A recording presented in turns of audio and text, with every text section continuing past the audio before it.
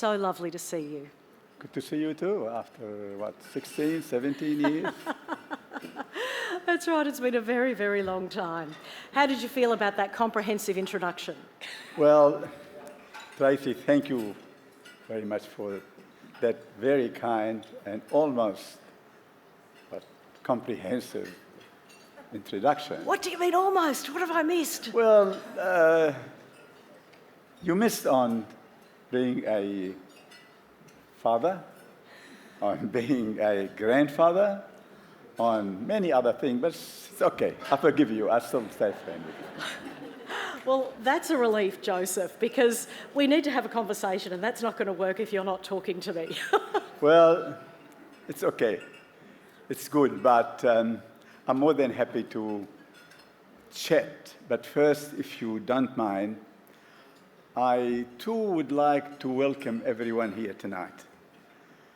I'm delighted to see the many dignitaries, the many excellencies, the representatives from both sides of the House, our esteemed judges, our members of the board, valued sponsors, media representatives, and all our guests tonight.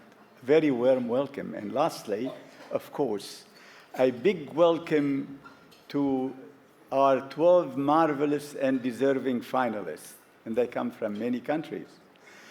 Thank you, everyone, for being here with us tonight. Thanks for your indulgence, Tracy. Now that I think you have some things you want to chat about, I'm ready for that. Yes, I want to pick your brains actually about the late Alan Gingell's comments about living effectively and rewardingly with each other. How has that translated to you on a personal level? Well, that's a very good question. I think I already answered it to some degree in my book. I talked in my book about arriving in Australia with no language, no family, no money, significant disadvantages, a lack of social and cultural awareness, and so on. But this was actually an advantage in disguise. You know, it meant that I had to very quickly become self-reliant in this new place. I had to bring drive and initiative to everything I tried. I had to learn from my failures and capitalize on my successes. You know, I joked with you just now about being a proud parent and a grandparent. As such, of course, I want to give my children all the support I can, but there is one thing I can't give them, and that is the empty suitcase, the nothingness, because I arrived with nothing. So it's harder, you know, many years, I think, in many ways, it is harder to become self-reliant and harder to live effectively and rewardingly when it is not a matter of absolute necessity. Still, I'm proud to say, my children seem to be making a pretty good job of it. They really are. And do you and Angela encourage them to a degree to march to their own tune? Absolutely. There is always room for new tunes. Coming back to my book, I talk about society as an orchestra, and an orchestra as a metaphor of multiculturalism. It is enriched by the variety of instruments and by the different sensibilities of many players. That's what makes an orchestra harmonious.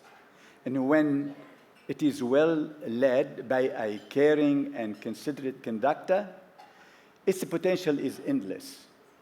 What's more, if there is discord, it is easily solved by open discussion, a rehearsal, by simply getting along, often by embracing a new sound. And as Oscar Wilde said, you don't shoot the piano player. And I say, never remove the instrument, because you can keep the trainer or retrain the trainer, but never touch the instrument or remove it. It is the same in a multicultural society like ours. We must always seek to embrace difference, not to marginalize or remove specific groups or ideology. That's how diversity works at its best. And at its best, cultural diversity is Australia's biggest advantage in an ever-changing world. Diversity generates harmony, and harmony is the coordination of differences. And there is no harmony without diversity. As I always say, diversity includes every culture and excludes none.